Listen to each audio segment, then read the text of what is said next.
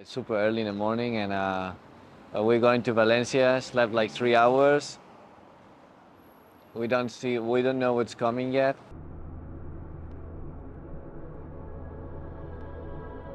So it would be really nice to know, like, how did the free conversations movement start? Okay. Like, was there a single moment that made you decide to do it, was it a series of moments? Yeah, this is a good question. So, it was a period of my life that it was complicated. When walking in Barcelona and I made the top of the mountain, no music on my ears and no thoughts on my head, just me, the skyline, and this kind of feeling of anxiety inside my chest. And then suddenly a man out of nowhere came, which was quite fat and with such long white beard that I thought it was Santa Claus. But it was not Santa Claus, his name was Ramon. He was like in his 80s, and he's saying, Adria, this is not like you are unhappy with life, it's just you're unhappy with the life you're living.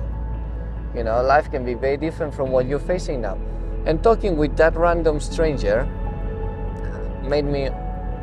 the fact that he was a stranger made me open up a lot. And I thought how easy it was to talk to somebody who I would never see again. And this feeling of anxiety had stuck on my chest. It left. So I decided to do free conversations on the weekend, right? So I wanted to bring this back to society. 1 month ago or 2 months ago, there was floodings in Valencia city, right? Where in the surroundings. Many houses got destroyed and many families too. And today is the last weekend before Christmas, and we thought about the idea of bringing 10 psychologists to Valencia, so just to offer space where anybody can have a talk with a psychologist.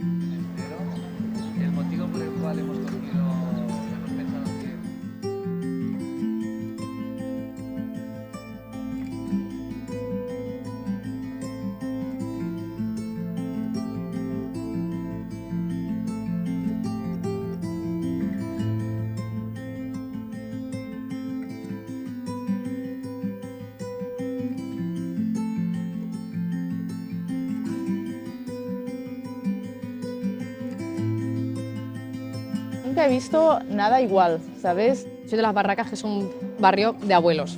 Yo vi una señora que literalmente se le fue la olla. En plan, se le fue la olla después de la dana y Claro. es que se le ha ido, en plan, a la señora. Y es como... Porque claro, ya vivía abajo, ya no tiene casa. En plan, y es una señora de 80 años, sin casa, sin nada, y es que... Claro, sí. Y ha vivido lo que ha vivido, que se ha tenido que pegar el susto de su vida. Luego, al cabo de 3 días, por ejemplo, te decían no vayáis porque el barro tiene, lleva, ¿sabes? Lleva animales muertos, tiene infecciones. Había pasado casi un mes de la dana y sacaron de ahí a un abuelo y a su hijo.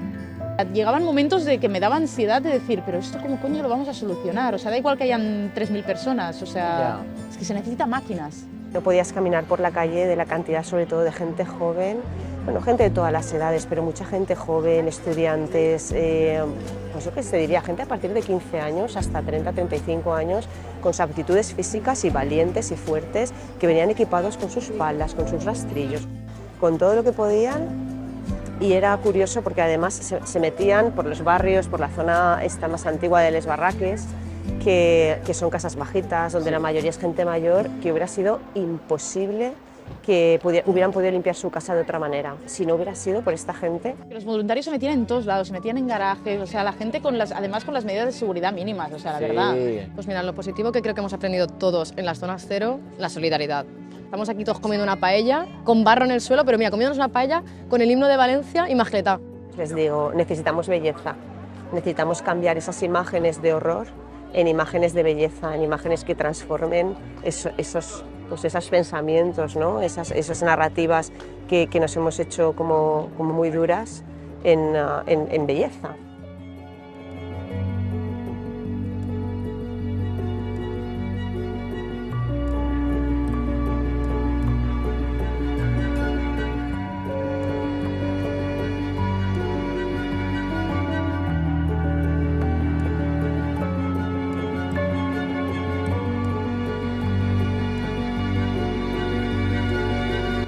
I'm asked many times like, hey, how many people come in one morning to have a free conversation, or how many people came to talk to you in the last 8 years?